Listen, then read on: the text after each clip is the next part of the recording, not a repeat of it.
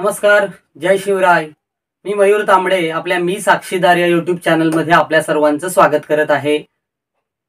BKC आयकर विभागात काम करणारा कंत्राटी चालकच तोतया आयकर अधिकारी म्हणून वावरत होता।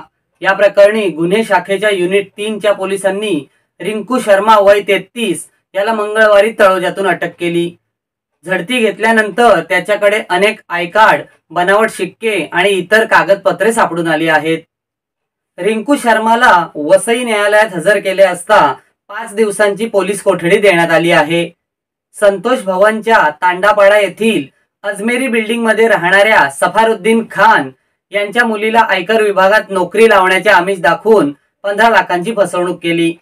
आरोपी रिंकू शर्मा आणि अंशु पासी या दोघांनी त्यांच्या मुलीला आयकर विभागात कामाला लावतो असे सांगत आयकर विभागाचे ओळखपत्र आणि ट्रेनिंगचे पत्र देऊन आर्थिक फसवणूक केली।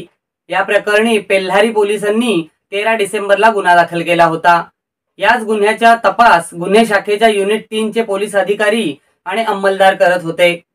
तपासाच्या दरम्यान रिंकू शर्मा हा आरोपी तळोजात असल्याची माहिती गुन्हे शाखेला मिळाली। आरोपीला पोलिसांनी मंगळवारी सापळा रचून ताब्यात घेतले। फसवणूक झालेल्या लोकांनी गुन्हे शाखेच्या कार्यालयात गर्दी केली होती।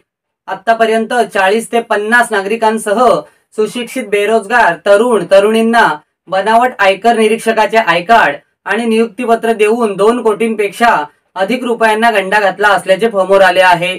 आरोपीने कारवर पिवळा अंबर दिवा लावून वसई विरार परिसरात फिरून 20 ते 25 जणांची फसवणूक केल्याचे उघड झाले आहे। या प्रकरणी आरोपीला अटक करण्यात आली असून पोलीस अधिक तपास करत आहेत। अशाच प्रकारच्या अनेक बातम्या आम्ही तुम्हाला सांगणार आहोत। या व्हिडिओला लाईक करा, शेअर करा, सबस्क्राइब करा। धन्यवाद।